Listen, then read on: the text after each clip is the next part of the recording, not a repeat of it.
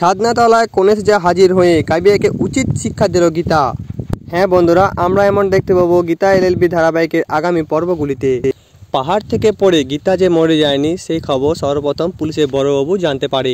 এরপর মেহেক জানতে পারে, তারপর গণেশ গাঙ্গুলি অর্থাৎ গীতার বাবা জানতে পারে।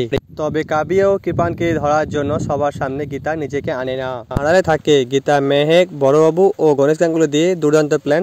অপরদিকে স্বস্তিক বিয়ের পিড়িতে বসতে চায় না, ওই কাবিয়াকে বিয়ে করতে চায়। মেহেক স্বস্তিককে বুঝিয়ে বলে তোমাকে ছাদের তলায় বসতে হবে, শেষ চালে বাজিমাত করবে গীতা বৌদি। স্বস্তিকও ভালো করে বুঝতে পারে মেহেক কি বলছে, তাই স্বস্তিক বরবেশে ছাদের তলায় হাজির হয়। ছাদের তলায় কোণে আসে ঠিকই, কিন্তু কাবিয়া নয়, আসে গীতা। পুরোহিত মেশায় বলে এবার শুভ দৃষ্টির সময়, এবার ঘুমটা খুলতে হবে। তখনই ছাদের তলায় আসে কাবিয়া এবং সবাইকে চিৎকার করে বলে এই শুভ দৃষ্টি হবে না, কারণ আমি ওই কোণে সাজে নেই, কোণে সাজে আছে অন্য কেউ। হ্যাঁ, তখনই গীতা ঘোমটা সরায় এবং বলে কোণে সাজে আছে গীতা এলএলবি, আর শুভ দৃষ্টিটা গীতা এলএলবি সাথেই হবে। জীবিত গীতাকে দেখে সবাই হতবাক হয়ে যায় এবং বুঝতে পারি এটা গীতার চাল, আসল কালপেট কাবিয়ার মুখোশ খুলে দেওয়ার জন্য। তো বন্ধুরা, তোমরা তো এটাই চাও যে গীতা কাবিয়াকে উচিত শিক্ষা দিয়ে পুলিশে দেয়। কমেন্ট করে জানাতে ভুলবেন না।